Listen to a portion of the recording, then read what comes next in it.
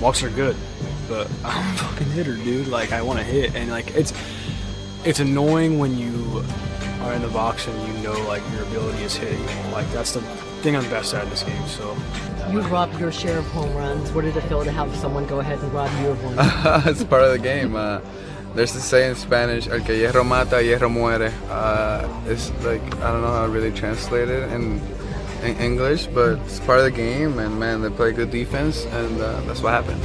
I know you made a case earlier for all four of your bullpen arms to be... Are you going to ask me about the four horsemen? I am. Okay.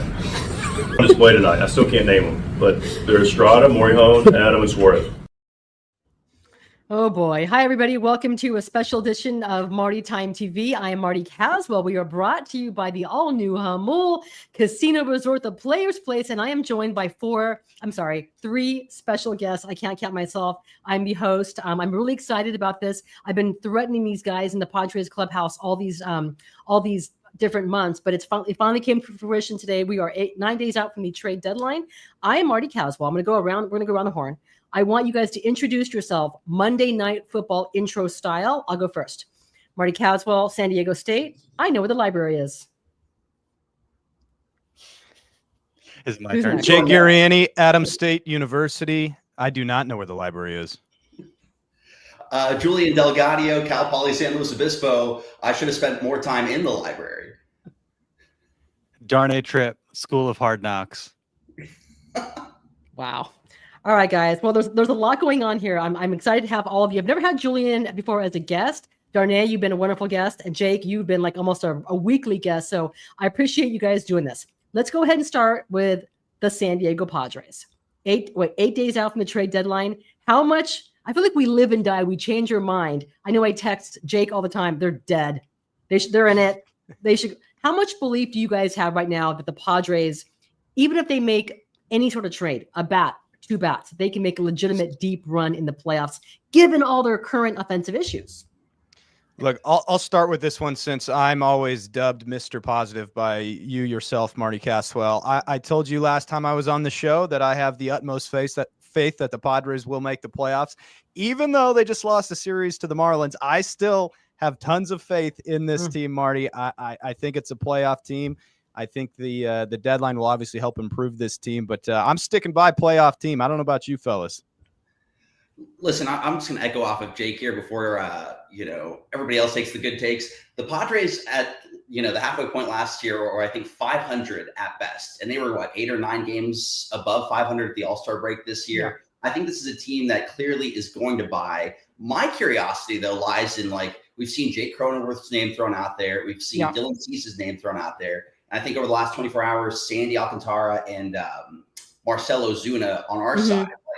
Is it better to have both of those guys on, who's hot and who's cold, who works in systems? That's all what remains to be seen.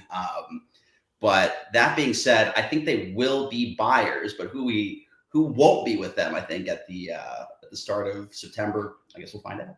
I think they're going to buy. I'm just not quite sure at this point how much of a difference it's really going to make, because there is no one player out there that's better than, say, Fernando Tatis Jr. when he's hot. And for whatever reason, he's been maddening. He, to me, embodies what the Padres are. You see, there he is. There's a talent. This is a team with stars, and they can make a run. And then he goes quiet. So it's a really maddening team. If they were to get Duran, and there's no one that I've spoken to in the business that thinks the Padres line up prospect wise, talent wise with the Red Sox, who, by the way, are very much in it themselves. So I don't know even that a player like that is going to change what really ails this offense. Darnay Tripp. I see him. His eyes are just glaring or something, I felt for a couple of months who cares? Let's just see what happens at the trade deadline. Let's see what they have. Because it's been obvious that there are holes in this roster and they have to do something. So it's kind of just been hold it together until then, which they've done. You've seen some of the teams that are in the wild card race, or the bottom half of the wild card race, kind of drop back a little bit. Now they have a game and a half on the Giants. And so how competitive are those teams going to be is going to be part of the equation as well. But I think, Marty, to your point, I think one of the things we learned the last 2 years, 2023, the stars are going to be the stars. We'll be just fine. That doesn't work with this team. No. 2024, you don't have Juan Soto. What's going to happen? Well, you have a collection of like pros that can get it done. And this team just functions better when they're passing the baton along, Mm-hmm. you know, they're keeping the line moving, that sort of thing. Everybody's contributing. Everybody feels involved. When you're just banking on Tatis, Machado, Merrill, Bogarts, they're just not that kind of team. And not to make the Dodgers comparison, but especially since the Dodgers have depth, it seems like the guys in the bottom of the order are always kind of tormenting you. But you can probably rely on Betts, Freeman, and Ohtani 1 year to the next. Tatis, there's just been too many highs and lows. And so I was just having an argument with somebody in the newsroom just a minute ago. Like, he was saying, none of this is going to matter if Fernando Tatis Jr. doesn't play well. Okay, that might be the case, but I do think Tatis perks up a little bit when the guys around him are contributing, when there's competitive at-bats elsewhere in the lineup. And so I think just kind of solidifying the lineup as a whole will do this team wonders, hopefully. I feel like I taught you. Go ahead, Julian. I'm sorry. I guess my curiosity too is like, you know, we're staring down the barrel of a gun in a month from now. And if we have Sandy and Ozuna over Cronenworth and Cease, are we better on paper? And we get King back at that point, you know, like, and my heart says yes, you know, even though I think Dylan is a beloved member of this entire team. He threw the second no-hitter. Everybody loves what he's done. Not this season, you know, but in previous seasons, there's definitely some weird juju going on there. Jake, obviously, that huge hit against the Dodgers, slayed the dragon, like forever enshrined in the history of the team. But, you know, when he is hot, we win games. And when he's not, we're in Groundhog Day right now, where it's like we either win by a run or we lose by 2 runs. You know, it's back and forth and back and forth. But Schultz, a great second half manager. I know Preller said that. So I'm keeping the faith, everybody. Oh boy. See, Julian, you guys know this. He is so optimistic in the clubhouse, right? After a bad Padres loss, you know, I'll ask Manny Machado or Tatis, what's the sense of urgency? And I'll get that death stare, right? And then Julian comes in all optimistic and asks like a really fun question. Like, what you have for lunch today, dude? Yeah, hey man, what's your favorite color? I feel like a big This is the problem. We need DMs Julian. There's a difference between this Julian that shows up on camera and DMs Julian. And we need DMs Julian to show up tonight and give us the real. I don't need Anchorman Julian. Listen, all right. Listen, Julian. You're not wearing. You don't have like your news desk outfit on. I don't think you have your good makeup on. I'm sure that Darnay and Jake, you guys probably have better makeup than I do. I have terrible. What's that? No makeup? Okay. I'm just saying. $9. Listen, you don't need to be. Listen, no one's. You can just be real. Be real. Do you really believe in this team? Because if you were to ask me, I kind of don't. I mean, I know that we're like, oh yeah, they can make it. Hey, watch it. If they get hot, they can make a run. They have not shown all season long they can make a run. And I know that if you're AJ Preller, you have to think about next year, right? Because pitching wise, who do you know you have next year? You know you have Nick Pivetta, and then you have a ton of question marks. So if you trade Cease right now, that tells me, number one, that you don't believe you can make a deep run, because you don't trade starting pitching like Dylan Cease if you really think you're a legitimate team, regardless of the disappointing season that he's had. That's the message to me if they trade Dylan Cease. I disagree, though, a little bit, Marty. And I think the reason why is I'm a firm believer in not just letting people walk out the door if you have the option to. And I understand what you're saying. You can never, ever have enough starting pitching. I totally get that, especially going into October. That being said, you just said it yourself. You also have to plan for the future.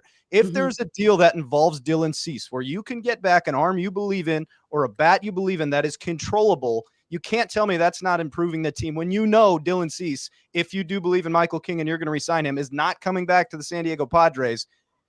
Then if you don't believe that Cease is going to sign with you, and you can get some controllable pieces, I don't think that's, hey, we're punting on the season, it's all over with, yada, yada, yada. So I don't know. I understand where you're coming from, but I don't fully agree saying, like, if they trade Dylan Cease, that means they got no shot and they're not even trying for this postseason. What could they have gotten for Blake Snell and Josh Hader 2 years ago? Can you imagine a situation where they trade those guys and maybe they have a left fielder, maybe they have a catcher, maybe they have another starting pitcher? Like, they actually have some pieces in the roster instead of holding on to those guys because they swept the Rangers right before the trade deadline and say, hey, we're warming up. That didn't accumulate or amount to anything. And so I think Jake is completely right.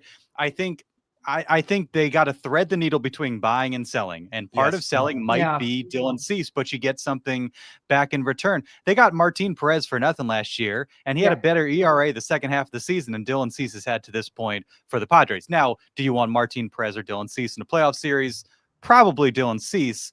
But I think just for the sake of getting you through the second half of the season, I think if Cease is going to get you any sort of return that helps out in the lineup and you feel like you can make a separate deal to bring back an arm that's going to eat some innings and hold it together and give you an opportunity to win, I think you got to do it. What's the reason, Darnay? Go on. I feel like I'm still in the glaze of like, this is a team that started the season undefeated, and not so long ago, you guys remember this, like we had Soto and we were losing and the clubhouse sucked and everybody was sad all the time. And it just like, life was bad. You know what I mean? And like we had Bob Melvin and there was this weird toxic energy going around, the bad juju everywhere. I feel everyone hated each other. Okay. The GM hated the manager. You had too many players that were thinking that were going to be that were going into a contract, including Josh Hader and Blake Snell and Juan Soto. There was too much happening. That was a disaster of a clubhouse. Sorry to interrupt. Go ahead, Julian. A bunch of divas, and I feel like looking at what they are now in that clubhouse and the energy in there and the fact that that you can't count them out in late innings now. I feel like that Dodgers series, 2-3 weeks ago was awesome. The last 3 innings of each one of those games were nail biters and can go either way. There were going to be fights on the field from how good it was.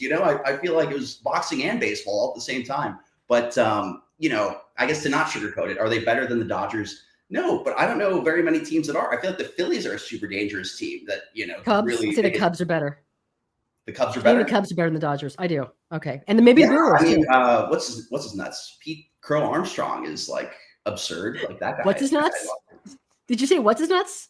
Yeah, my bad. Is that a big Fox 5 thing that you guys do? What? What's his Yes, nuts? you on Fox 5?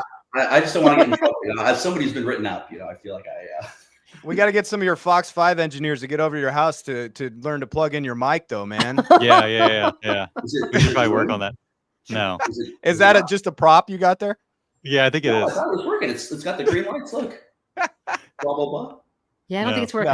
No. It's all good. You still sound great as always, my friend. You do it. By the way, real quick, because you guys mentioned a couple different names. I think someone mentioned Marcell Ozuna as a possibility, and I think one of the Braves beat writers, Mark Bowman, said no. There's been zero conversation. The Braves had not had any conversation with the Padres about that. I don't know about that. Here, how about this for a name? Because I know that Baseball Insiders are saying that Mackenzie Gore could be available. Go get him, AJ. Go get your former untouchable prospect back and bring it back to San Diego if you want some controllable pitching. Let's do this. Yeah, Darnay, you mock up that trade for Mackenzie Gore. Let me know what you come up with. Yeah. Let's look across. How many years of team control does he have? I think 3. I think 2028. I think is when he's going to be a free agent. Because I feel like realistically, if you're replacing Cease, you're probably like, is it a short-term guy? Like Charlie Morton came up today, and where Isn't he I struggle. 55 years old. He's 55 years old. Yes. No, he's 41 years old. Last 16 starts, he has a 3.97 ERA. Had a rough start to the season. He makes more than Dylan Cease does this year, and so to me, if I'm playing, what's the Monday morning GM? That's not the right term, but I can't figure out the right term. Armchair. If I'm playing armchair GM, I feel like, okay, Baltimore's got to take on some of that money, right? Because at some point you have to, like, if they're going to be salary neutral or whatever we believe it's going to be, bringing in a pitcher that makes more than Dylan Cease, I don't know if that makes a ton of sense. But I think that type of arm, like, it's probably going to be and just get you through this season, maybe next as well. But I think if you can get like a controllable, maybe like a young minor league type pitcher that's got some years ahead of him, but you just got to do something with this lineup. So however it shakes out, like you need a bat or two, you need a catcher that can hit. Maybe you keep one of Maldonado or Diaz, a new catcher that can maybe provide some more offensive upside. You have to keep one of those catchers. I mean, you've heard about the cohesion with the pitching staff, especially with this bullpen. You need some stability behind the plate. So they need a couple bats. Like, it's been glaringly obvious. Yeah. And I'm actually kind of glad that they had this dumpster fire of a series against Miami, because after Sunday, Mike Schultz like, hey, we're trending in a good direction offensively. And the last thing you want is for them to be like, hey, we're hitting our stride. We're doing all right. When you're, 25th in runs and 27th in homers, like, we know who this team is. And I don't think that they're magically going to like flip a switch and be a top 10 offense in Major League Baseball. And so I'm kind of glad that they're slumping when they are, just to hammer it home, like the need to have multiple upgrades in that lineup. And look, here's the reality of the situation completely. Every single Padre fan on the planet, every single person in the media knows exactly what the Padres need to do. Yeah. There's no secret of what they need to do at the deadline. There's no secret what the holes are in this roster and why when they struggle, that they struggle. Everyone knows that. Now, will it be addressed? That's 8 days away, and we'll find out. So it's like we can guess all we want, but we all know the problems. Let's see how they get addressed. I think the beauty of the situation is this team still is 4.5 games back. They're still 8-9 games over 500, even with all of the issues they have had this season. To me, I find that more impressive than glaring holes. I know you disagree, Marty, but that's the way I see it. It's impressive. It's aggravating. They're going to torment their fans for this entire season. And I just feel like, I think I texted you, Jake, a couple nights ago, that this season, when it's all done, the season may end on Trenton Brooks is pinch hitting for Martin Maldonado with a runner on second base. He grounds out and the Padres are eliminated. You know, it just, I know there's like so much angst on Mike Schultz. Why are you doing this? That's just kind of your option. And I'm sure AJ Preller is trying to make these moves, right? His name's associated with everybody, but here's the problem. There's too many teams thinking, you know what, maybe we have a chance. You have too many teams that are right there in the mix that think that they have a chance as well. So it's been Marty, difficult. Yes, go ahead. I'm sorry. If the season ends that way, it will be malpractice on the part of AJ Preller. Yes, I would agree. I would completely agree. Now, I know the name Jake Cronenworth has been tossed out there a lot, right? Given the position, the amount of money he's owed, and which is actually pretty. It's good. It's it's pretty favorable for the Padres or any team that has him. This is I believe in the clubhouse culture and how tight these guys are. I actually wonder how much of a blow that would be inside the clubhouse if they were to go ahead and move Jake Cronenworth. You don't think it's a big deal? I think if you're going to move Jake, and I'll let these two guys jump in after me, I'll be quick here. But if you're going to move Jake, this seems like the obvious statement, but it all depends on the return, right? He makes a decently going rate salary, $12 million. He's a decent player. It all depends on what you're going to get back and what you're going to package with him. As far as clubhouse culture goes, these guys are pros. They're big leaguers. It happens every single year. I think they would move on depending on who they get back. And it is an older clubhouse. I think most of them have matured in the right direction, which is a good thing. And by the way, that's actually important because a couple of years ago, I've covered teams that fell apart when they didn't make significant trades because of the immaturity in that clubhouse. So, all right, guys. Listen, all right. Anything else on the Padres before we move on to my next topic? I got one last thing to say about Jake. Please. I really think that, he's had his bright moments and everything else, but Gavin Sheets is having a way better season than Jake Cronenworth. Batting, maybe we can make arguments in the fielding and everything else in that department, but I feel like Jake's best friend has been how bad Bogarts has been through the first half of the year. He's kind of hidden behind that whole thing. So the prospect of getting a better bat and somebody that can get hot at the right time versus what we've seen of Jake, not only the last half season, but full season and a half, since he's gotten that extension with the Padres. I'm way more curious about that than another, 60 games with Jake here? Is that a hot take? You like that? Is that DM Julian? We're getting there. Marty, we're old enough to remember Manny Machado saying something along the lines of, probably to you, because you were probably the person that asked, that if Eric Hosmer got traded, Manny would be an unhappy player. Yes. Right? He said that. He did say that, yes. And then Eric Hosmer got traded, and nobody said a word about Eric Hosmer after that. They went to the playoffs. They went to the NLCS. Nobody cared. So, Eric Hosmer was, I think, more of a clubhouse leader. Not to take anything away from Jake Cronenworth. Yeah. Eric Hosmer, I think, was more of a clubhouse leader at that point. He was the first big name that came in after, I guess, Will Myers, and then Manny comes. He was part of that rebuild, a core part of that rebuild. He was Poppy or whatever they called him in the clubhouse. Yeah, Poppy, yes. And there was a question about how would Manny and the guys receive it. Yep. They received it just fine. I think they have a ton of respect for Jacob, as they would call him. Yes. And he's been a really important piece and has had a really nice year. And I think there's now some value in a contract that we were kind of given some side eye to the last couple of years. So good on Jake Cronenworth. But like Jake said, I think if the return is good, they're going to move on. And as long as they're winning games, I don't think anybody's going to bat an eye about it. There is a reason that the players are the players and the GM is the GM. I mean, that has to be the reality of it. It has to be business if you want to be successful in this league. Yeah, by the way, these are all excellent points. They really are. So by the way, speaking of Jake Cronenworth, I'm late to this, but here, this is my beverage for tonight. Oh, yeah. Have you guys had this? I've had it. Oh, Yeah. nice. Okay, this is a Harlan Brewing. It's Cronenworth. It's a Crone Zone beer. I've never had this. And just in case they trade him, I'm gonna have the beer right Very now. crushable, Marty. You'll enjoy it. Now, you told all of us to bring a Cheers. beverage. Unfortunately, Darnay and I are have to get back on television tonight, so I got coffee. What do we got there, Julian? This is Donna's pickle beer, and you really will relish the taste. So anybody who likes the taste of pickle juice, you like a pickle back? You guys ever have a pickle back? Yeah.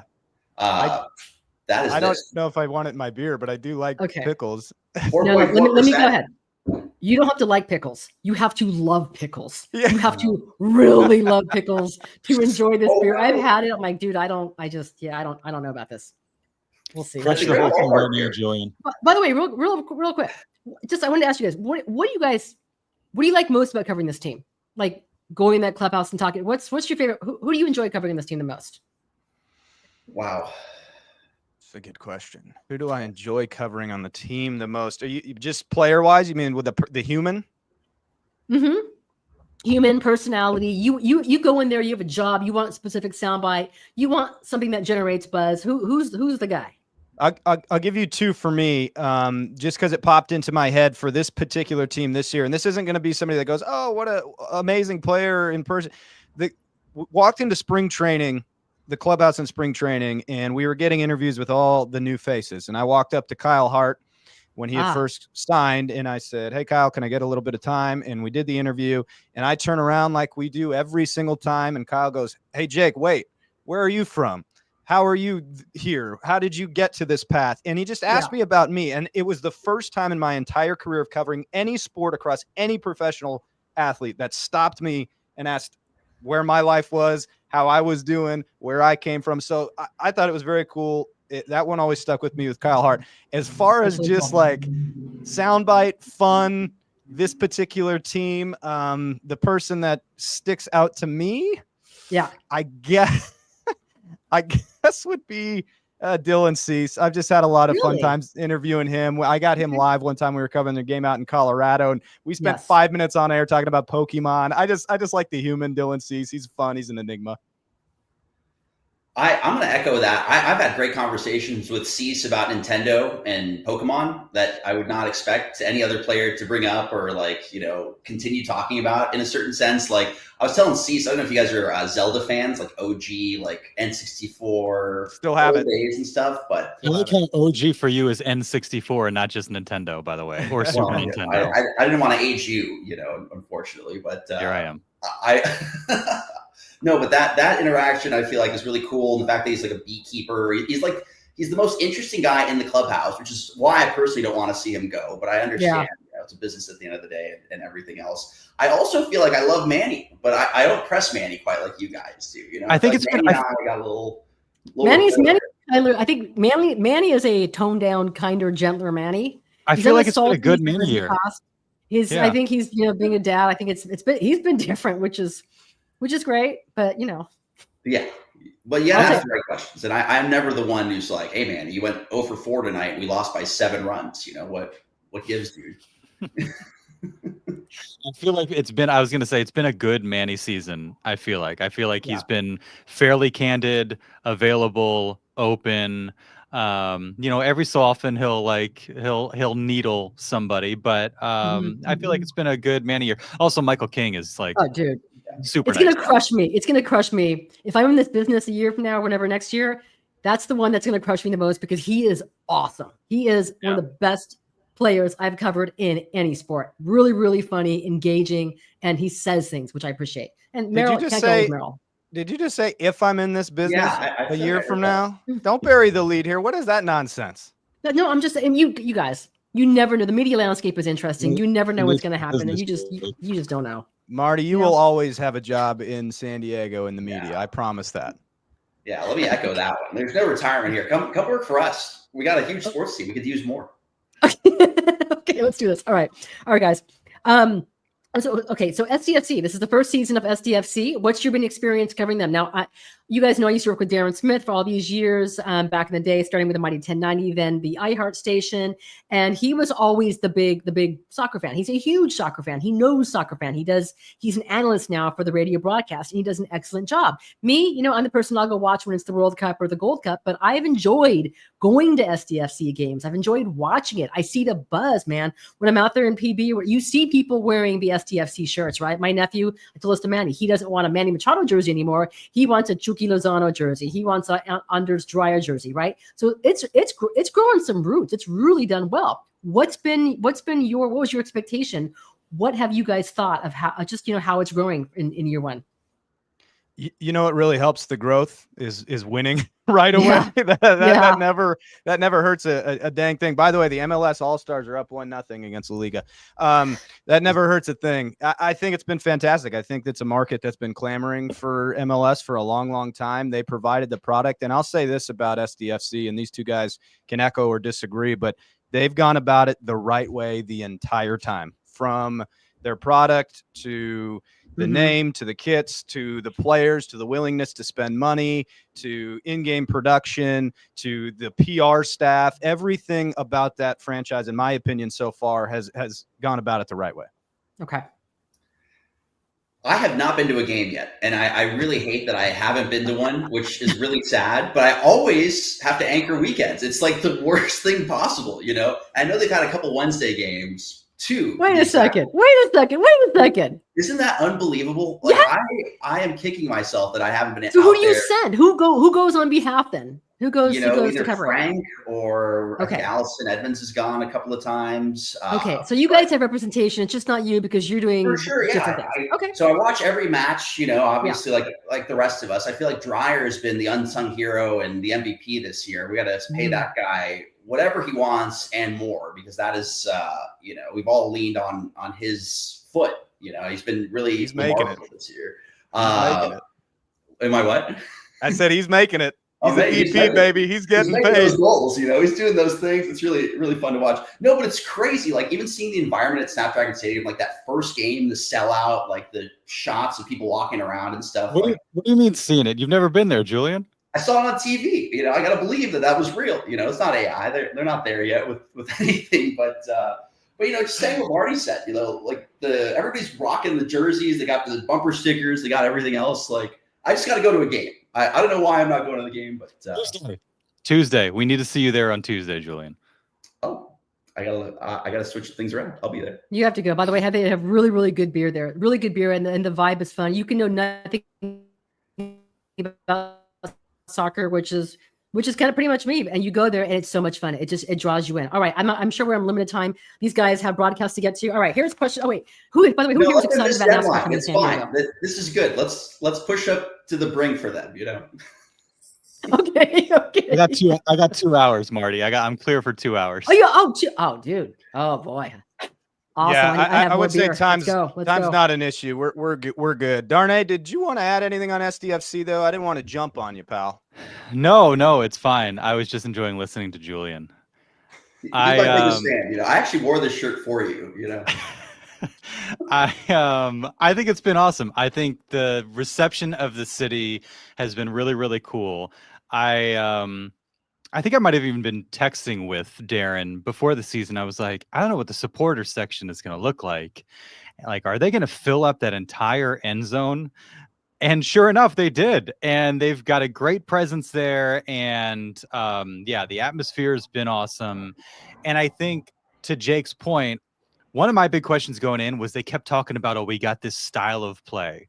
We've got this right to dream style of play. And in my mind, I'm like, is this going to be one of those like really inside soccer things that we're going to have to warm up to? And they're going to have to, no, it's really good. Trust us. This is how you're supposed to play. It's great. Meanwhile, it's like 0-0 and 1-0 and 1-1.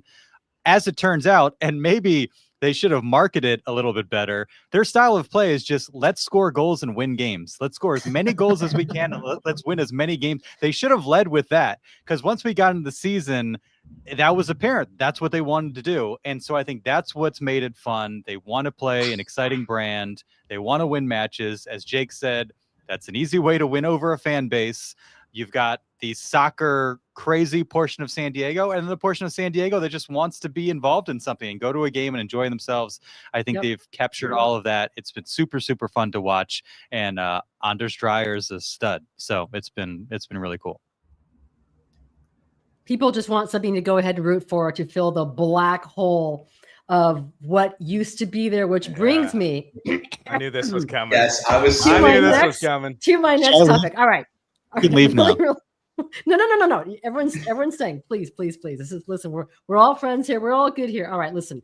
Real quick, Darnay, you're married with two lovely twins, right? Yeah, they're lovely They're depending lovely on the twins. day. Yeah. Okay. Well, they're kids. All right, Jake, are you married? I am married and been with my wife for almost 14 years. 14 years. Wow. High Julian, I've never asked you. sweethearts. Oh, that's adorable. I love Basically, that. I've been with my lady for about we're going on. We just passed 7 years, so we live together. This is our apartment. I need to turn the lights on because the sun quickly set. But yeah, I'm like the Padres. We don't have a ring yet, but we're getting there. Okay, it's very, very neat. That's Julian. Oh my gosh, that's wonderful. I am happy for all of Jake, you. All right, Jake, can we see yours? Let's go, Jake. I don't actually wear one. I'm sorry. I don't mean to burst the bubble there. I just not a I don't know. I don't wear one, but I'm married happily. Okay, good deal. All right, I want to give you guys just a quick hypothetical. Okay, so right when our podcast joins, and by the way, thank you all for joining me. I'm here with Darnay Tripp, Julian Del Guadio, Jake Garegnani. We are brought to you by the all-new Hamul Casino Resort, the Players Place. Julian just had a swig of his pickle beer. I am drinking my Cronenworth Crone Zone, which is delightful. This is a great lager. It's fantastic for a hot, steamy day. All right. So I'm gonna get all of you this pickle podcast beer for Christmas this year. Let's Expect do that it. in your stockings. I just want the review more than anything. What if, when this show is over, you guys return home, and your significant others are waiting for you, and they say, "Listen, honey, it's been a great run. I appreciate it, but I'm leaving you for a fatter, uglier man. This person happens to live in Los Angeles. He has a bigger mansion. I know we spent money renovating our place, but I want a bigger place. Oh, and by the way, so this person, they leave you to be with someone fatter and uglier. But then you find out they didn't leave to be the wife. They left to be the concubine. And by the way, his other wife is actually paying the bills for the big mansion. Then you find out people getting married. You try to stay on good terms because you can't help peeking on your ex. She invites you to the dress rehearsal, but not the wedding. Do you accept? And what am I talking about? I can't imagine what this analogy is about. I'm not putting two and two together here. I have no idea what you're referencing here, Marty. You have no idea what I'm talking about. Okay. Are you talking about the Clippers? The Clippers building an arena in Oceanside. The Clippers who are no longer owned by the person, Donald Sterling, who took them out of town. No, I'm not. Just Marty, curious. Here's Go ahead. Here's the situation. Okay, it is not my job as a member of the media to tell people how to feel. It is just my job to present what the situation is. Now, here is the situation going on right now with the Chargers. By the way, this timing is all very much not a coincidence. Okay, they are obviously making a very tactical approach to try and do something here in San Diego with the timing of all this, right? What are they trying to do? Jake, tell me. Tell me what they're trying to do. What are they trying to do? They're trying to reconnect with their San Diego fans. It's a very obvious and tactical approach here when it comes to the re-release or release of their alternate jerseys, when it comes to Phillip Rivers retiring as a Charger and the timing of that video coming out, when it comes to the camps at USD, the training camps, and funny timing, Antonio Gates is about to enter the Hall of Fame. Yeah. It's a tactical approach by the Chargers. Again, not my job at all to tell people how to feel. Just my job to present it. No, and by the way, and I actually want to start before, boy, I actually want to start by saying this. Like, I know we all have jobs to do, and sometimes when I used to ask Jay Posner when he was the editor of the UT, why do you guys still write about them? Why do you cover them? Why does Nick Canapa do a report card? Why is Tom Krajovich, why are we reading about them like they're our San Diego's team anymore? And I get we have jobs to do it. I know it's been difficult, but the thing I didn't like, it was like, oh, this is amazing. Look at how this is awesome. They're doing it. Number one, their first practice was open, correct me if I'm wrong, to the military and to also select season ticket holders only, right? So when they do something like that, it wasn't like they're opening up to people in San Diego. They were picking and choosing who was going to their practice. And I just felt like it was like a PR stunt to show people in San Diego. I didn't feel like it was genuine, like we're reaching out. Has Dean said it was Dean? I'm not sure. Well, Jake, so you were there, right? You guys were there? Yeah. So Dean Spanos was there yesterday on the USS Abraham Lincoln. It's funny. So I got kind of close to him with my camera and mic. I was going to try to like tiptoe that way, but that guy was just trying to evade me like the plague. Yeah. But moreover, like it is such a publicity stunt that this team has done over the last 48 hours. But the craziest part is that fans that weren't invited to this still showed up and still were at USD on the hill, looking down, taking photos. There were, I would say, I saw at least like close to 20, 30 that weren't allowed inside that were still there to cheer on the Chargers. Now, 20, 30 people? 20, 30 people? 20, 30 people? Yeah, maybe even more than that, just like, because it's such a hilly campus that you could see down in that field. I thought you were going to say 20, 30,000. I was going to fall over. No, 20 to 30 people. But yeah, no, it was a masterclass in public relations on their parts and how to upsell it all. And, obviously we have jobs to do and to make it seem like it was a really bluebird day for a lot of these people. But it's crazy to me because there is that wide array. It's like either you love them and you're in and you're okay with everything that happened, or you don't want to hear anything about them. And I just have to cover them anyway, and I feel like we all are in that same sinking ship. Moreover, do I wish they're still here? Yeah. How much cooler would the job be? I mean, you guys knew. I came after they left, so I feel like I can't really comment too deeply on that. If they were still here right now, as much angst as there is in the Padres and the trade deadline, I'm telling you, our number one story would probably be the Chargers right now if they were still here. But they're not, and it's just for me, I don't know. Like I was reading, and again, I am not going to bash anybody in media because again, we have such difficult jobs to go ahead and do. But I was reading the LA Times, and someone who's not the regular beat writer wrote about the Chargers, and they were talking about gosh, who was it? Tony Jefferson, right? San Diegan, and it said that the Chargers left because the Chargers had ended up leaving because their stadium got old. And I'm like, you're burying the lead. That's not why they left. There's so much more to it. But I feel like they're trying to sanitize it. And it just irritated me. Like they were so off my radar, right? Once Phillip Rivers retired, I don't cover that. I don't watch them. I don't cover them, whatever else, because to me, the payoff wasn't worth it. The aggravation of covering them caused. So I didn't even realize they were in San Diego. They had done all this stuff. I know Antonio Gates is going to the Hall in a couple of weeks, and that's going to be bittersweet because he's one of the greatest players I've ever covered in my life, right? And he's not going to go in the same way that he should have. He should have been celebrated in San Diego. It should have been a big thing. So this whole thing, it just bugged me what they did. Like I didn't feel like it's not genuine. It's not genuine. You're just holding a practice. You want to go ahead and make it real. Maybe the ownership should reach out to San Diego. Don't hide yourself behind Jim Harbaugh, who's a popular guy. He really is. I mean, he would have been a great coach for the Chargers back in the day, right? I know he was a former USD coach, but it just bugs me that they are hiding behind. Oh, here's a quick little video of Phillip Rivers. Oh, here's a jersey. Just the little things they're doing. They seem artificial and fake to me. That's what bugs me. Marty, is there anything? And again, I'm with Julian in that I showed up in fall of 2018. So this had all gone down by the time I got to town and started working in this capacity. And I don't know the answer to this question, but Marty, is there anything that they could do or a manner in which they could do it that would sit well with you? Like if you feel like this is kind of artificial and it isn't genuine, like what would the real thing look like? And would somebody like yourself who has strong feelings about the organization, like would that segment of the population respond well to anything that they could do? And I'm not saying there's anything wrong with that. No, and that's a good point. And I'm going to say no. Like as long as Dean owns his team or anyone with the name Spanos, there's nothing they can do. So I understand what you're saying. Like it might be like at least they should have made a gesture years ago. I think they waited too long because a lot of people, those feelings are dead. People really have moved on. That's what I loved about SDFC. Stop looking behind you. It's something new that you can embrace that represents San Diego. So the fact they're doing it now, it bugs me because I just think people kind of have moved on. And all of a sudden, it's no. We're going in the vault. Here's Phillip Rivers. Here he is being embraced by Marcus McNeil and Chris Dillman and his offensive lineman. That irritates me. Let's bring back the Junior Seau jerseys. It's like they should have done this years ago. So to answer your question, no, they're probably, unless Dean sells a team, there's nothing they can really do that's going to matter to most of the people that said, you know what? See you later. Oh, and by the way, when the Dodgers win the World Series and the Chargers are congratulating the Dodgers for winning the World Series, like, dude, listen, embrace your new city, but don't try and stick your stinky foot back into San Diego because you want a piece of them too.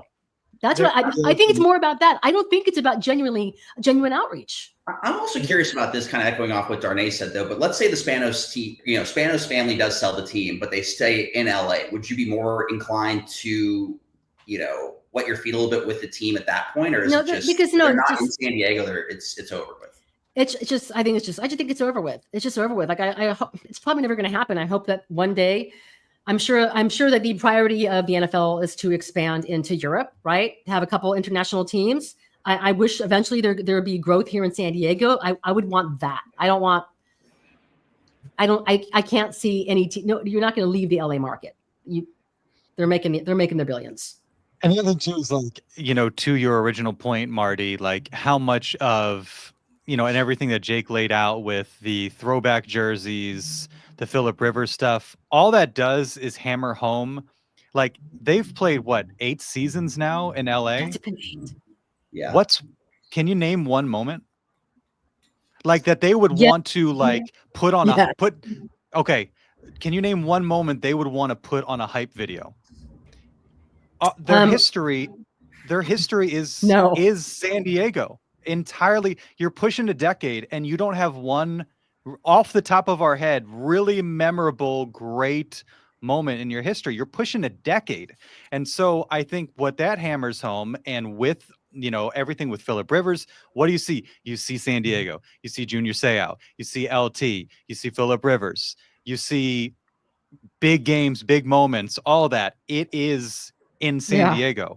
And I think, again, pushing a decade, I don't know what type of traction they developed in LA. I know a lot of people in San Diego say, all right, nobody cares.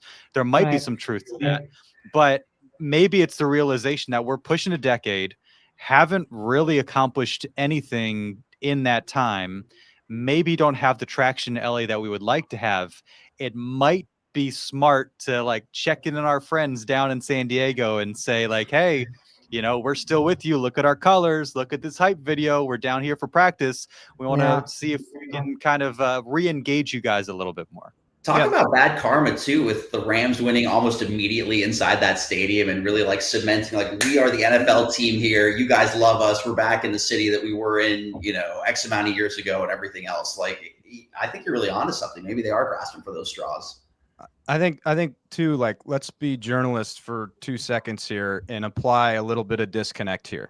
What the Chargers are doing is good business practice for them. Okay. To reconnect with the fans that are down here that do still care. That's just good business practice. That's fine. I got nothing wrong with an organization trying to perform good business practice from that sense.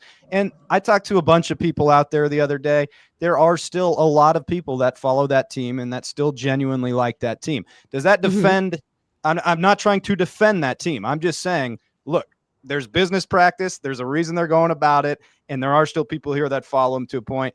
The reason their games are still on our air is because numbers show that people still watch. So it's kind of that thing where if you do apply disconnect for 2 seconds, and it's hard to do, Marty. I was a diehard Charger fan, and I'm not anymore. But when you do apply disconnect, it does make sense, unfortunately. Right. No, I get it. It's a business move. I didn't think it was about we want to show our fans that we care, because you don't. Just the whole thing made me crazy. The footage, this is heartwarming. They're doing this. They're playing toss. Here they are signing autographs. It's okay, great. You're practicing. You care? Go. I mean, it really bothered. I would love to just move the F on.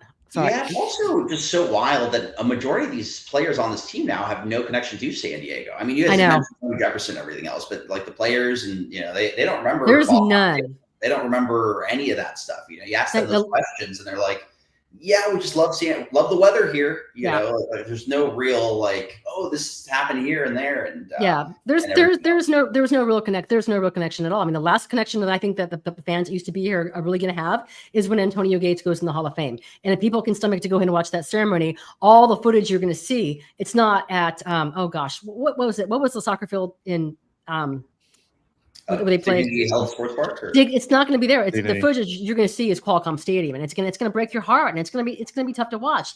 That to me is the last connection. The last Charger that was actually drafted, well, they were technically holding their camps in San Diego. That would be Mike Williams. He just retired. So it's to me, it's just kind of over. Jake, anything else? You seem bothered by this. I want to make sure that I give you enough time to go ahead and really address what you want to say. I think one last thing that I would say is just that relocation sucks. I mean, you've seen it up in Oakland. You've seen it with the fans in St. Louis. We've obviously experienced here. They rip the fabric out of what makes being a fan beautiful, right? You commit your everything to being a fan. It's your waking moment. It's what you think about a lot of the time. Being a fan is one of the few things in life where you have absolutely no control over the outcome, and yet you are fully invested. That's the beauty of being a fan. When that's taken away from you, it's really, really hard to process. And I completely understand why. And so I think the reality of it all is relocation completely sucks. And it sucks because it rips away the beauty of being a fan.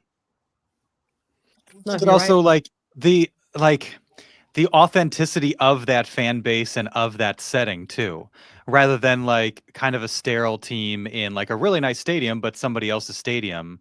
Like the NFL just feels more whole when the Chargers are in San Diego and they're not in some random town where there isn't that history, there isn't that like culture and fan base and all that. And so, yeah, I mean, I echo everything that Jake says. It stinks, especially in a situation like this where like the team just hasn't seemed to kind of gain traction. And like, back to your original analogy, Marty, like all their good memories are on vacation with their old spouse.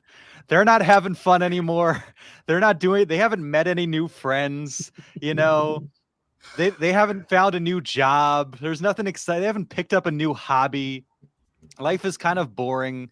They don't seem to be going anywhere. The Chargers are the concubines. They're the Los Angeles Angels of Anaheim is what they are. It's just like going through their phone late at night, like, 2016. Oh yeah, 2006, 2009.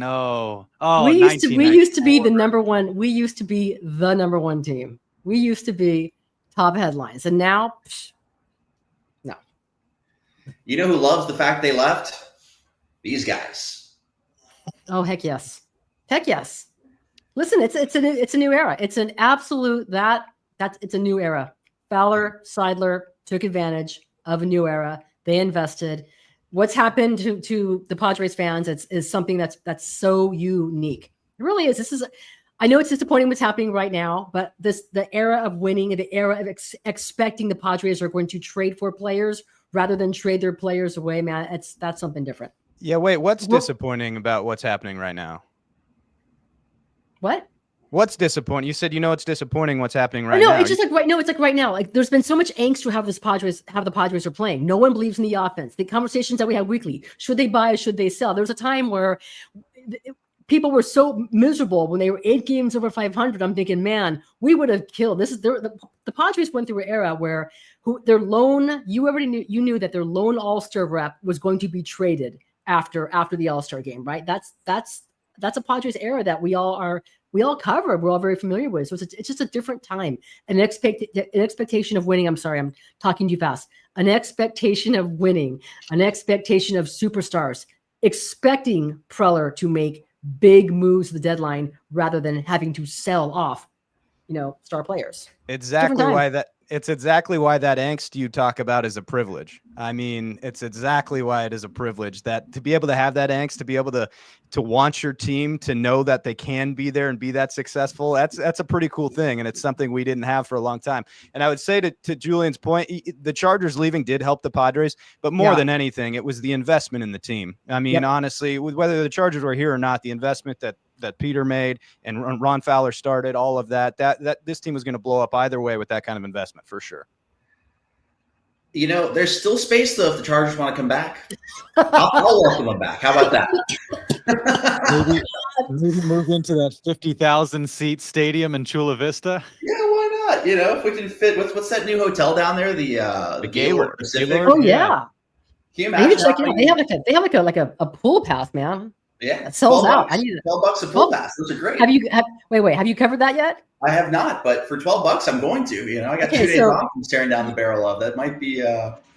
Although Comic-Con, are you guys Comic-Con people? I know we talk sports constantly. I'm curious on the Comic-Con side of all of your. I'm done with. I did my Comic-Con time. It was fine. It was a lot of. You have to go at least once, but I haven't gone. And this year, I don't think you're going to have like the major studios going in. I think the biggest news I've heard so far is that George Lucas is going to host a panel on Sunday. The very first time ever. That's a huge deal. But no, you're not going to have like. There's no Game of Thrones. There's no Marvel panel. So I'm not feeling it. Our meteorologist and great guy, huge Padres fan, Greg Bledsoe, lives in East Village by Petco Park. And he said one of the things he and his family love to do is just walk around the gas lamp during Comic-Con. They don't pay for a badge. They don't do anything like that. They just take the kids and the kids have a great time. And so I was like, that's interesting. I think I'm going to brave the crowds on Friday, throw the twins in the stroller, and see what we see. I've never been down there during Comic-Con. I've certainly never paid and done the whole thing. Not check that off the San Diego bucket list. So I'm going to go down there with the twins, and hopefully they enjoy seeing folks in their costumes, and we'll wander the town and see what happens. Here's what's going to happen. Marty and I touched on this very briefly the last time I was on with her, but the coolest thing you're going to see when you're down there is people in their element, man. And it's so much fun to see people just loving life, thriving in their element. It's a lot of fun. Dude, there's a smell that I look forward to every year. You know, it's the sunset amongst the nerds. Wow. I'm sorry. You know, that like smells. You know, that it emerges from the depths of the basement, you know, and when it comes together as a collective unit, it just really. There's DM's Julian. DM's Julian just showed up. Finally. The pickle beer got to get the DMs out. I'm telling you, there's nothing quite like the smell of Comic-Con on a Thursday or Friday night, you know, just in the gas lamp, which already stinks most of the time. You know, it's just like a different aroma going around the city. It's really, really something to experience at least once in your life. You're really unique, Julian. Really unique. You guys all are. You guys all are. I'm glad you guys are about the Comic-Con. You know, I'm stoked on the whole thing. Like I'm kind of a closet nerd, I guess. See, it was important for me to bring you guys on because you're really optimistic, which I no in a good way, not overly optimistic. Like I appreciate the group of thought that we have. In this conversation, I really do on everything. Darnay's the smart one, and we should let him talk more. Yeah, no, I agree on that one. I just like listening to Julian. You know, I always think that whatever Darnay says is like gold, you know, on Twitter and everything else. So if he beats me at anything, I'm just like, I'll try tomorrow. You know, I'll try covering this tomorrow. It's not worth it. If you pay close go ahead. I was going to say, if you pay close enough attention to my on-air time, it's just me reading Darnay tweets. That's just all I do is just read his tweets, but I just reword them to make it sound like I said it, you know? Okay. I mean, do you want me to read all the mean things people say about me in response to those tweets? Dude, yes. you know all three of us have an inbox that runs to the end of the earth about the stuff they say about us. I could read you plenty too. It's pure insanity. I honestly feel like, you know, I'm not that relevant, and I kind of like that. It's like the shirt says, you know, it's not famous but known. You know, like Manny knows I'm gonna ask a stupid question, and that's fine. It's great. It's good times. Has Manny ever given you the look on the stupid question? Because he has to me several times. I feel like, you know, that season where Soto and Snell and Hader and everything, and nobody liked each other. Like, I feel like any question you asked him at that point, he was just ready. Go ahead. Sorry. you ever see the movie Eastern Promises with Viggo Mortensen? Real niche ask right there, but Viggo has a scene where he gives this like death glare and he does this thing with his hands that's like super violent that I've never seen anybody else do. I'll find the clip and text it to you guys later on, but I feel like that clubhouse, and that's what it feels like when you ask Manny a pointed question. It's like Viggo in that moment where you're like, oh damn, I'm about to die. Like this is all gonna get caught on camera. This is what Marty has something in common with Nick Pivetta. Who does? When you have something in common with Nick Pivetta, and that is when we're done and the questions are done being asked, let's go on and move on with our lives. Yes. Nick Pivetta stands there and answers the question, but you can tell when he's done, I got stuff to do. I got places to go. I got either treatment or I'm playing ping pong with Jackson Merrill or just, we good? Yep. Cool. Thanks. Before that, he answers your questions. I don't want to suggest that he's being a jerk or anything like that. He's great, but he is about his business. Marty Caswell is the same way. When we're done with Mike Schilt, we are done with Mike Schilt, and we don't need to ask him any more questions. So one of my favorite moments of this year is when we were done with Mike Schilt, but then Julian asked like 3 questions to Mike Schilt about OMG. That was a great soundbite. I love Iglesias. And I can see Marty like, we have limited time in the clubhouse. We gotta go. We got to get out of here. I don't want to miss Manny before he leaves. Thank you. What are we doing? And then Julian asked a follow-up. I'm like, I loved being just a non-partial observer in that. That was one of my favorite moments. I'm so sorry. It was a great feature. If you guys want to see it, I'll send you the link to that one too. Okay. I need to say this really, really quick. Okay. Mike Schilt can talk forever, especially when he has to go ahead and shout everybody out. Hey, we're trying to leave. And he'll say, no, I want to talk about, Tyler Wade's at bat or something like that, or something with Kyle Hart. I'm like, no, we got to go, because there's been too many times where Mike Schilt goes so long, right, that players are leaving the clubhouse before we can access. And so when you, Julian, ask a question, I'm like, dude, let's go. I do want to kick you. There are times I've wanted to kick you. That's fair. I've got to go. That's totally fair. And now I know that. And now I will not ask. You know what? Now you're going to ask. That's going to be my thing now. It's going to go Scan, Ace, Lynn, JDG. It's going to be Marty's bullied me into not asking questions of Mike Schilt anymore, because I can tell she's like, we got to go. I hate what we got to go. We can't do this anymore. I'm the flip side of the I'm the flip side of the coin. Next time we're all there together, I'm going to hammer him with like 15 questions and just make Marty wait there and just watch her squirm. I'm just kidding. Just because we had this conversation, now that I know, that's like a weapon. Can we go around the horn? Darnay kind of brought this up, but the high stakes ping pong tournament or match that we were all privy to in the clubhouse between, I think it was Merrill against Pivetta. Was that? Yes. On like a Wednesday. Yeah. And these guys are like peak athletes going back and forth. It's like a Japanese ping pong match in the Olympics. They're just going like at the whole thing. It's crazy. And that's the kind of stuff I wish we could show to the audience, because that's the stuff that they never get to see, because it's just so fun to. I wish we could show their personality. And can I tell you really, really quick? That's what bugs me the most about Eric Hosmer, because now he's been great. He's entertaining. He's fun on social. He's witty. But man, when he was a Padres player, cliche, monotone. He said a lot of words without actually saying anything, like anything. And you would try to ask him pointing questions, and he wouldn't really answer your question. He was always very, very polite.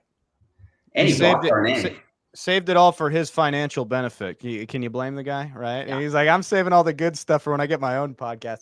Hey, you ask us all the questions, Marty. So now I got to ask you one, because I'm curious. I see a lot of questions. Ask him about Nike shoes. I see questions popping up.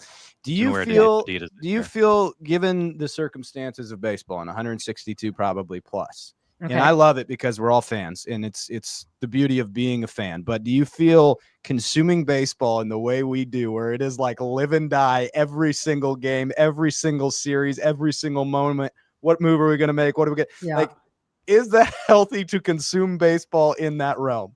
No, it's really not. I am just blown away by taking 2 to 3. Okay, great. Grand slam. Hey, you're seeing some slug coming from Xander Bogaerts and Manny Machado. And this is the Xander Bogaerts that can help carry this Padres offense, right?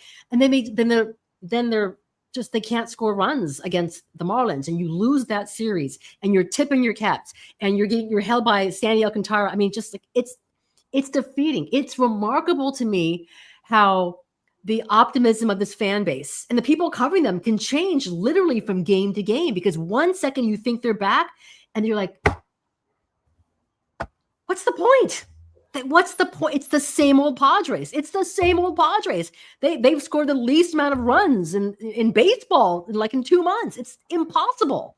So no, it's people's, and I will see fans right on threads where I hang out, and some people on Twitter be like, "Oh man, try to enjoy your day after this one." It's like, wow, that was just 1 game loss to the Marlins. And people are they're down to dumps. It's remarkable to live and die with baseball games. I can see when you would live and die with an NFL game in a 16-game season where your playoff chances could be shot after a month. But there are people who are like, they're so depressed after 1 loss. It's a lot. It's heavy. 162 games can't be healthy. I want you to know I have not faltered once. Yeah, I'm sticking by the playoff run, baby. I know you've been consistent. I've been dead. I didn't know that you were this doom and gloom, Marty. You know what? It's not even doom and gloom. It's more of realist. Like you can kind of sense where the team has it. Last year, and we can talk about the Padres' record last year at the All-Star break versus this year and how this year was actually better. But the team had it factor, right? They had it factor with Profar. They had it. And I don't mean about him as a player. I mean like walk-offs and dramatic wins. Great teams. They find those ways to win those games. The Padres really haven't had many of those. Last year, you had so many with Merrill, with Profar, with Higashioka. And I feel like this year, I really don't know what that moment is. And that's just what I'm thinking. Like you kind of you should have a sense by now. And I haven't had that sense all year about this team. I think that's fair. I don't know. I'm with Jake in this one. Like I feel like the juju's there. They have all the makeup to really get hot at the right time. This 1 and 2 run back and forth thing sucks. Like there's no denying that. And like the fact that they've blown a couple late inning games is also cause for concern. And the fact that they haven't beat the Dodgers, more than 3 times this year, 2 times, maybe. I don't know if the season records, I should have Googled that before I did this whole thing. But, the NL is wild, right? And are they a top 3 team right now or a top 4 team? No. In the National League, like not just the NL West, like, and that's their downfall at the moment, and maybe they get hot, they win a wild card round, they move on to the next one, let that snowball a little bit, but all comes down to the deadline and Darnay Tripp with more. I guess I sit here though, and we talk about everything, and people have all the right in the world to be frustrated with this offense. It's one of the worst offenses in baseball. I understand that. And people have a right to be frustrated with all the 1-run games. It's hard to win on the margins, a bunch like that. But yet you sit here and this team has won 55 baseball games. Like if we're going to be so harsh on their downfalls and yet they've still somehow won 55 games, how can both things be true, right? Like the way people talk about this team and this offense, they might as well have 34 wins and be down there with the A's and the Rockies. Like this team has won 55 games. They're 4.5 games back of what people said was the greatest team of all time. And obviously the Dodgers haven't played well, but you can't say it's an indictment on the Dodgers and still not good play by the Padres if they've won 55 games and it's the worst offense that ever existed. And there's no depth and there's no bench pieces and there's no chance this team does anything. And yet they're in playoff position. They have 55 wins and they're still technically right there in the NL West. I don't know. How can 2 things be true if we're going to sit there and bash them and then not talk about where they're at positioning wise?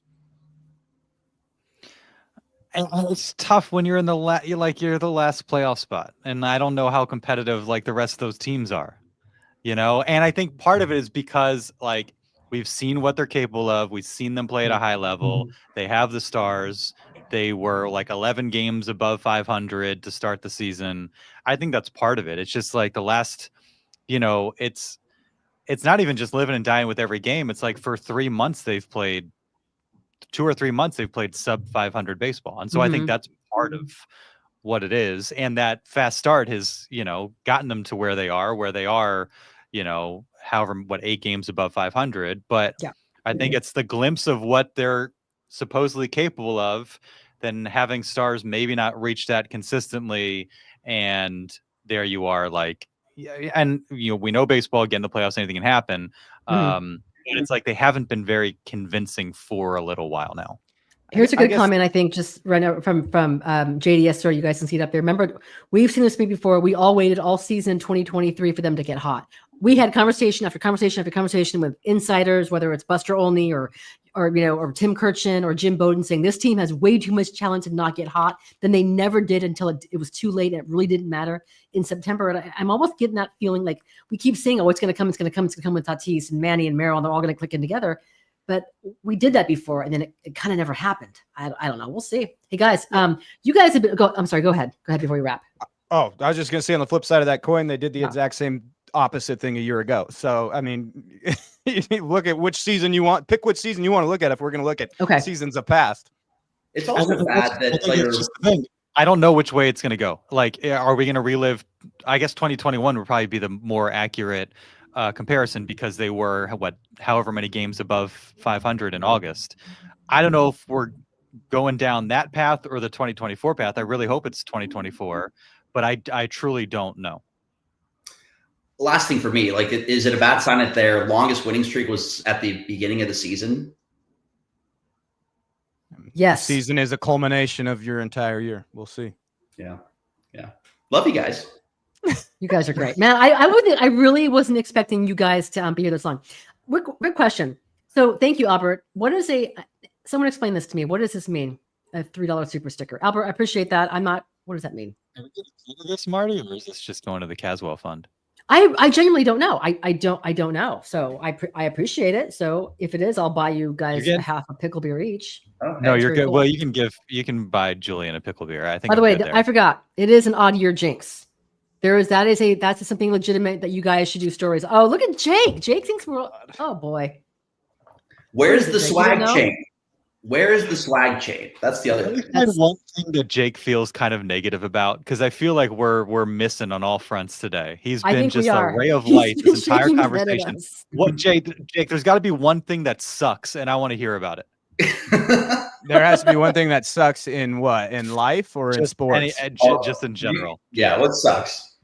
Oh, I got one that might be a little political, but this will be fun. I'm not going to get deeply political. No, do it. I'll tell you what sucks. Jake, you can't get in trouble. No, that's okay. This is fine. I posted pictures of this on my social media. I walked in Pride over the weekend with CBS8, proud supporters of Pride. And there are people that go to this and they protest and they preach hate. And those people suck. Ah, okay. That's all good. right. That's good. Here we go. You're 100% right. You're 100% right. That motion. Did you march or did you run? Because I saw your outfit, your big your sweaty outfit. Did you march or just? We're in it. We're in the parade, right? And so there's a lot of like running between, because it's like a 3-mile parade route, I think. And it's also like you're back and forth the whole way. And you're just spreading some love, just letting people enjoy their life. It's all good. Yeah. Those shorts you're wearing were all time too. Really. I had gotten those for my birthday like 3 weeks before. It was sweet. I love that. I have a golf shirt like Jake that. embodies that shirt. Be a kind person. There's nobody kinder than Jake. He is. He's the best. By the way, really, really quick, just to go ahead and bring in the two conversations that we had. It's one thing to go ahead, and I'm giving you guys grief about the whole covering the Chargers thing, whatever, like move on.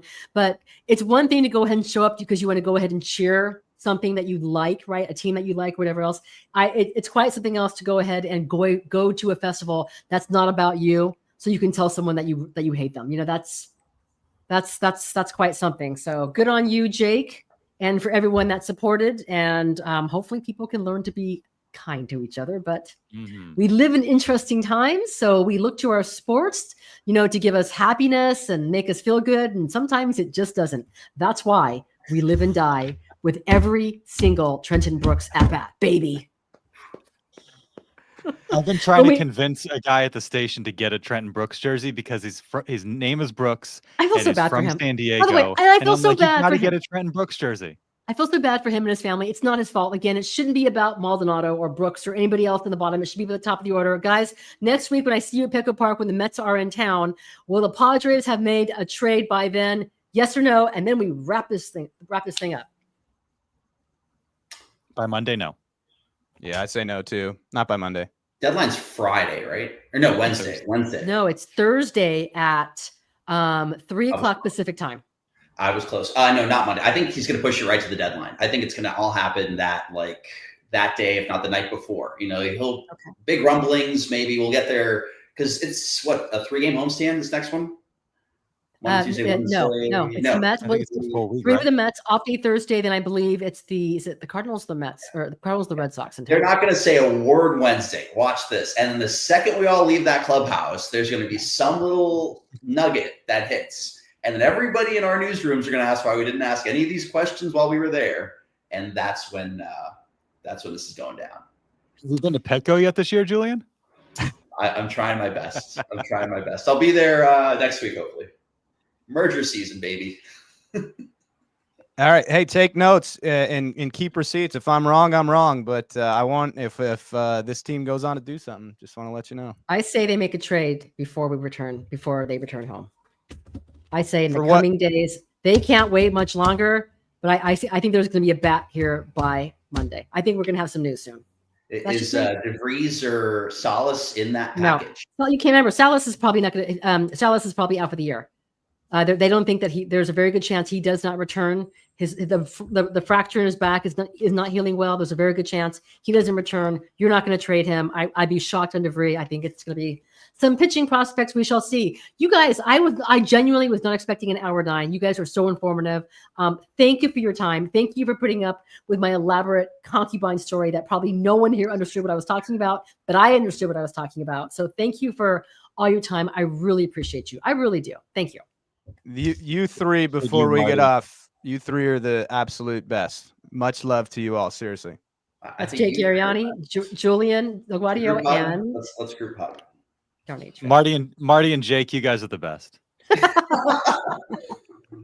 guys. I love you, Julian. I love you, buddy. This all stems from me leaving Darnay a dead fish, in the mail. God, my beer's gotten warm. This is not right. She said my beer's Cheers, warm. everybody. Marty says I'm leaving. Okay. Cheers, everybody. Thanks again for watching, everybody. We're brought to you by the all-new Hamul Casino Resort, the Players Place. It's Wednesday.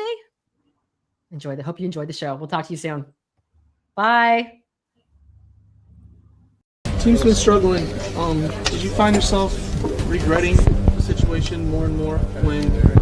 Can you rephrase that question in a better way for me, please? In a better way? Yes. Well, are you asking me if I was regretting what happened because my team struggled? Well, when you're not out there, you can't help. Is that what you're asking? Yeah. Okay. I wanted to be with my team. I couldn't. As a player who plays baseball, I couldn't play baseball. I would have liked to be out there with my team. Did you regret it all, what you did after getting suspended? That's the same question there. Again, what happened, happened. I'm ready to move on. I'm just happy to be out there and play baseball.